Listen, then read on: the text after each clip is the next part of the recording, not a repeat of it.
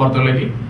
ജോലി തേടി കന്യാകുമാരി മുതൽ കാസർഗോഡ് നിന്നുവരെ എത്തിയ ഉദ്യോഗാർത്ഥികൾ പരസ്പരം ചേരിതിരിഞ്ഞ് തല്ലി. വിദേശ രാജ്യങ്ങളിലെ തൊഴിലിടങ്ങളിലേക്ക് ആളുകളെ ആവശ്യമുണ്ടെന്ന് ആഴ്ചകൾക്ക് മുൻപ് ഫേസ്ബുക്കിലൂടെയും മറ്റും ലഭിക്കുന്ന അറിവുമായാണ് 10,000-കണക്കിന് ഉദ്യോഗാർത്ഥികൾ ദിവസങ്ങൾക്ക് മുൻപേ തൃപ്രയാറിലും നാട്ടികയിലും തമ്പടിക്കാറ്. മാർച്ച് 12, 13 തീയതികളിലും 2000-ഓളം ഉദ്യോഗാർത്ഥികളെ ജോലിക്ക് ആവശ്യമുണ്ടെന്ന് പറഞ്ഞ് എത്തിയത് 10,000-കണക്കിന് ഉദ്യോഗാർത്ഥികളാണ്. ഒരുപാട് ഇന്റർവ്യൂക്ക് വേണ്ടിയിട്ട് ഇന്റർവ്യൂക്ക് വേണ്ടി വന്നിരിക്കുകയാണ്. എന്ന് പറഞ്ഞാൽ ഓരോ 1-2 ദിവസത്തെ പണിയും മുടക്കി നമ്മളിവിടെ വന്നിട്ട് ഒരു യാതൊരു വിധത്തിലുള്ള ഇവരെ ഇതൊന്നും നിയന്ത്രിക്കുന്നൊന്നുമില്ല.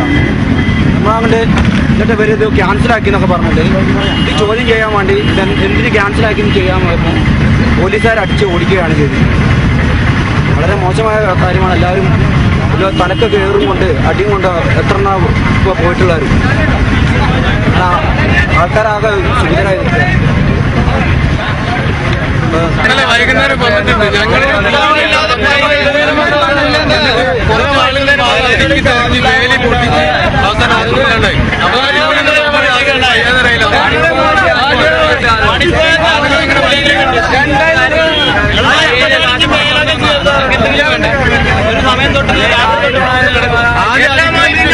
ഉള്ളിലുണ്ട്. ഇന്റർവ്യൂ കഴിഞ്ഞോ ഇല്ലെന്ന് നമുക്കറിയില്ല. അതിക്രമിച്ച് ഞങ്ങൾ ഇന്നലെ പട്ടാമ്പിയിൽ 2,000 രൂപ ചെലവാക്കി പോകുന്നതാണ്. ഞങ്ങളുടെ വാഹനത്തിന് 2,000 രൂപ വാടക കൊടുക്കണം. ഇവിടത്തേക്ക് ഞങ്ങളുടെ പാസ്പോർട്ടില്ല ഒന്നുമില്ല പറഞ്ഞിട്ട് അവർ ഞങ്ങളെ മടക്കി പറഞ്ഞേക്കിയത്. ഞങ്ങൾക്ക് അടി പറഞ്ഞ ഞങ്ങളുടെ ഷൂ വേണമെന്നോ പാൻറ്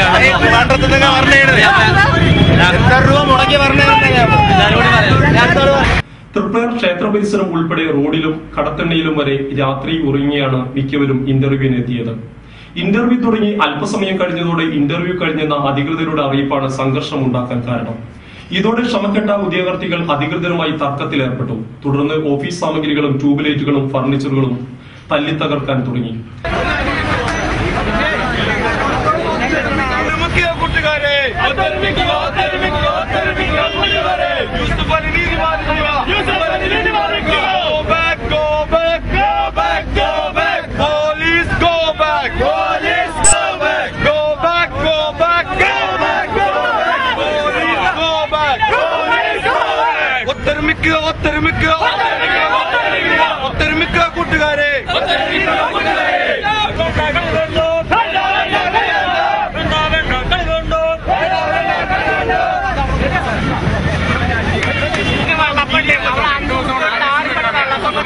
ഇവിടെ 50 ഉറുപ്പിക കൊടുത്താൽ 2 വെള്ളപ്പും 2 ചെറിയ കറിയും കിട്ടും. പിന്നെ കറിയൊക്കെ പോയി പണമൊക്കെയാണോ പറയുന്നത്?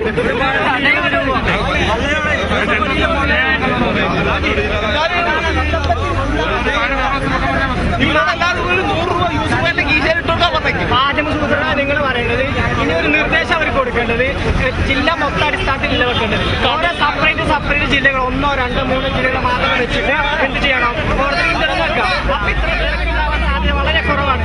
ഇത് കേരളം 10-15 ആൾക്കാർ വരും. എന്നിട്ട് ഈ 4 ആൾക്കാർക്ക് സെക്യൂരിറ്റി 4 ആൾക്കാർ 4-5 പേരെ സെക്യൂരിറ്റി കൊടുക്കുന്നത് എന്താർത്ഥമാണ്? ഇയാൾ ആകെയായിട്ടാണ് അങ്ങനെ ജോലി പ്രതീക്ഷിച്ച് വന്നവരാണ് ഞങ്ങൾ. അല്ലാണ്ട് ഞങ്ങളിവിടെ അലമ്പടിക്കാൻ വന്നവരല്ല. ജോലിക്ക് വേണ്ടിയിട്ട് വരുന്നവരാണ്. ജോലി കിട്ടണമെന്ന് ആഗ്രഹിച്ച് വരുന്നവരാണ്. അവിടെ വന്നിട്ട് ഞങ്ങൾ ഇന്റർവ്യൂ കൊണ്ട് നിൽക്കുന്നതോടെ ഞങ്ങൾ പറയാൻ ജോലി ഇല്ലാന്ന് പറഞ്ഞാണ്. എന്നാൽ ഇവരെ നിയന്ത്രിക്കാൻ 2 പോലീസുകാർ മാത്രമാണ് ഉണ്ടായിരുന്നത്. തുടർന്ന് വലപ്പാട് നിന്നും വാടാൻപള്ളിയിൽ നിന്നും കൂടുതൽ പോലീസ് എത്തി ലാത്തിചാർജ് നടത്തുകയായിരുന്നു. ലാത്തിചാർജ് ആരംഭിച്ചതോടെ ഉദ്യോഗാർത്ഥികൾ 4 ഭാഗത്തേക്ക് ചിതറിയോടി. യാതൊരു നടപടിയില്ലാതെ മുന്നോട്ട്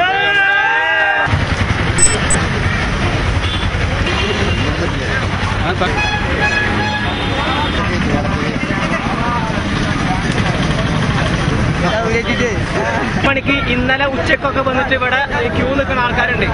അതിന്റെ ഇടയിൽ വന്നിട്ട് അവർ ഇത്രയും 15,000 ആൾക്കാർക്ക് ഒരു 3-4 സെക്യൂരിറ്റിയാണ് കൊടുത്തിട്ടുള്ളത്. എന്തുകൊണ്ട് അവരൊരു പൂരത്തിന് പോയിട്ടുണ്ടെങ്കിൽ 50-60 ആൾക്ക് സെക്യൂരിറ്റി കൊടുക്കുന്നത്?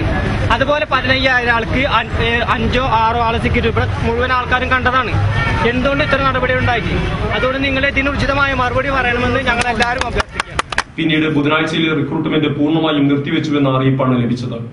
വിദേശ ജോലി ആഗ്രഹിച്ച് റോഡ് വക്കിലും കടത്തിണ്ണയിലും അന്തിയുറങ്ങി നട്ടുച്ച വെയിലത്ത് മണിക്കൂറുകളോളം വരി നിന്ന് തിരിച്ചു വീട്ടിലേക്ക് വെറും കൈയോടെ മടങ്ങുന്ന മലയാളിയുടെ നിസ്സംഗത ആരറിയാൻ.